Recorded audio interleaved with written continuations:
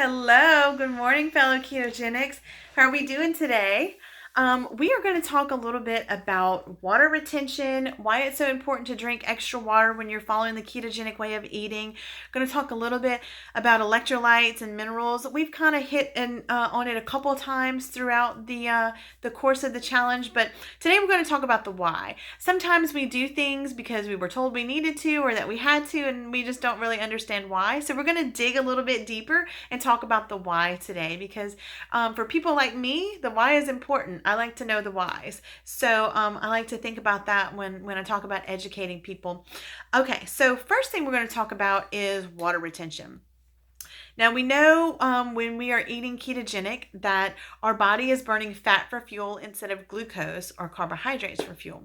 So one of the big things whenever we first start a ketogenic way of eating is that some people, but most people will experience a real quick weight loss right at the first week or so. They'll lose, 4 or 5 pounds in the first week. And we know that most of that is water weight because your body, when it's burning carbohydrates or glucose for fuel, for every 1 gram of carbohydrate in your body, there's 3 grams of water attached to it. So there's quite a lot of water retained in those cells, in those glucose cells.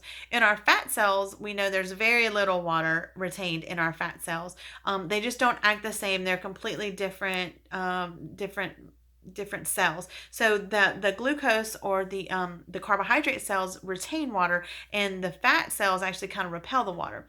So when you're on a ketogenic diet, you're urinating out those electrolytes and those minerals before your body has a chance to absorb them, because unlike the carbohydrate diet, they don't stick around very long. You're pretty much detoxing, cleaning out everything pretty fast with the ketogenic diet.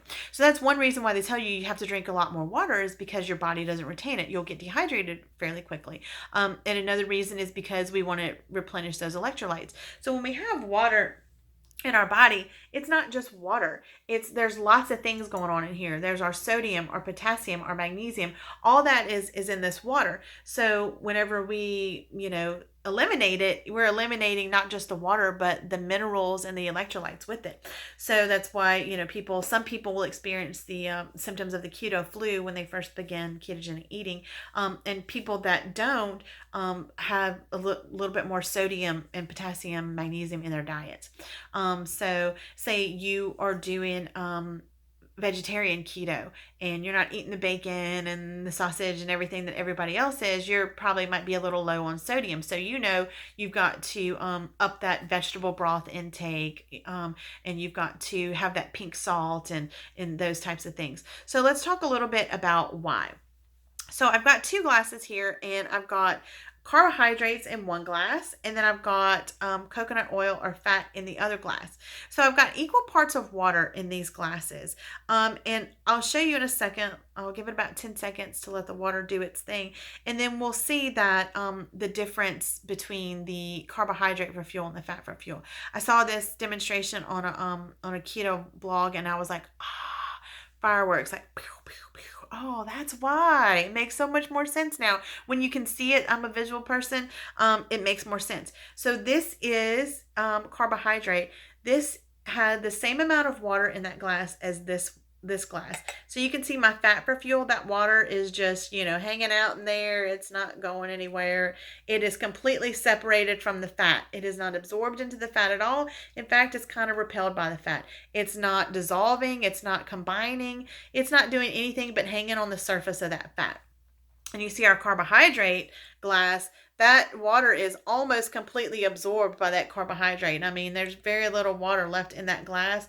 It's pretty much absorbed into the carbohydrate. So do you see the difference? The carbohydrate cells, the glucose cells, kind of suck up that water. It retains those electrolytes, the sodium, the magnesium, the potassium, and then the fat cells, it repels it. It doesn't hang around. It just straight out, just eliminates.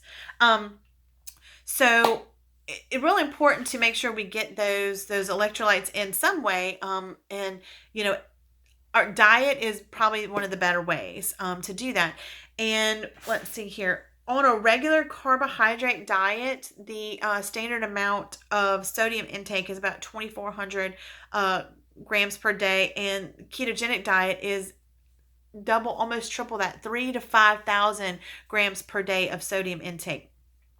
So, if we need to increase our sodium intake, what are some of the things that we can eat to do that? And of course, everybody's number one top fave, bacon. Bacon's got a lot of sodium in it. So you want to make sure that you're eating sodium rich foods. If you're having some of the symptoms you'll notice from having low electrolytes, a little fogginess, a little dizziness, headache sometimes. So bacon, pickle juice for our vegetarian ketogenic eaters, pickles and pickle juice, olives, all of those brined foods have lots of good sodium in it. Pink salt, add a little extra pink salt to your vegetable broth, or if you're not doing vegetarian, your bone broth. Bone broth is a really good way to get some of that extra sodium in there. Add a little bit of extra pink salt to that. So that's ways that we can supplement the sodium in our diet. So potassium, the recommended amount is 22,000 milligrams of potassium per day on a regular diet. On a ketogenic diet, it's 3,000 milligrams. So we've got to get an extra 1,000 milligrams of potassium in a day on a ketogenic diet because, like I said before, we're eliminating those minerals before we can absorb them. So some of the things that we can do to up our potassium intake is dark leafy greens. That's one way. I try to stick with spinach over like kale because kale has a higher carb count than spinach. But whatever you choose, it's not that much higher. But so if you choose kale, that's fine. Nuts have a lot of good potassium in them. Fish, salmon. We're salmon eaters in this house. We eat other fish too, but we're kind of partial to salmon. It's got a lot of good potassium. Avocados. My favorite potassium upper is an avocado. Avocados, besides having really good healthy fats and help you get that fat quota in line, is going to have some good potassium in there for you. So avocado is a great pick. Magnesium. Magnesium, not so easy to supplement with the diet. Magnesium is not rich in a lot of foods. There is magnesium in dark leafy greens, nuts, and fish also, but not quite as much as like potassium and your other minerals. So magnesium is kind of hard to supplement through diet. You'll notice if you're magnesium low, if you're having, let's talk about poop a little bit. Honestly, everybody does it. It happens. If you're not pooping the way that you normally would or should be, you'll know that your magnesium is a little low and you need to up that magnesium level. We've talked about some other supplements on here before. Comfort Tone from Young Living is a great supplement to help get things moving if you need to get things moving. Life 9, also a good probiotic, will help in that area too to get things moving. So if you're a Young Living member, those are really, really good supplements that you need to get on your next ER order. If you're not a Young Living member, why not? You need to do that. So if you need to supplement other ways besides diet, magnesium comes in so many different forms. There's like 10, 15 different forms of magnesium. So it can be a little confusing when you're trying to search for the right one. Magnesium citrate and magnesium, I think it's glycinate. Magnesium glycinate is the two best magnesiums to kind of help things move along if that's what you're deficient in. So, try one of those. Magnesium is kind of one of those things where it affects different people in different ways. So some people can take the magnesium citrate and have no problems and do really well on it, and some people say I couldn't take that, it was mess with my stomach too much or whatever. Try the glycinate. There's lots of different magnesiums you can try. Also, soaking in a nice Epsom salt bath will up your magnesium levels.